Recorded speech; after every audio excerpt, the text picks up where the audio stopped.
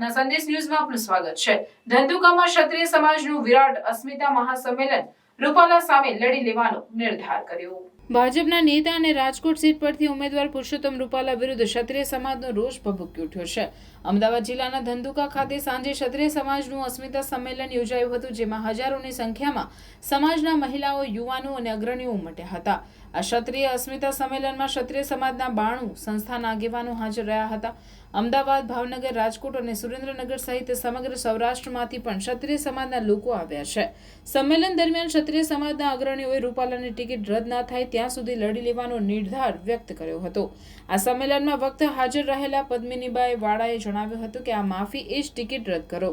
રાજકોટની તો રેલી હતી, રેલો હજી બાકી છે। રૂપાલાભાઈ સમજી જજો, માફીમાં રહેજો, સામેથી રાજીનામું આપી દો। આ તો ટ્રેલર છે, મૂવી બાકી છે, જે સુપરહિટ મૂવી રહેશે। મારું અનશન ચાલુ રહેશે। જ્યારે રાજપૂત સંકલન સમિતિના આગેવાન કરણસિંહ ચાવડાએ જણાવ્યું હતું કે યુદ્ધનું સ્વરૂપ બદલાય છે, અત્યારે માથા ભેગા કરવાનો સમય આવ્યો છે।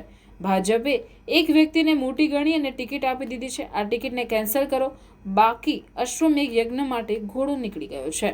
મહાકાલ સેનાના પ્રમુખ વિજયસિંહ ચાવડાએ ક્ષત્રિય યુવાનોને સોશિયલ મીડિયા પર રૂપાલા સામે લડત ચલાવવાની હાકલ કરી હતી। તેમણે કહ્યું કે માફીની વાત નહીં, ઉમેદવારી રદ કરો। લડાઈ આર અને પારની છે।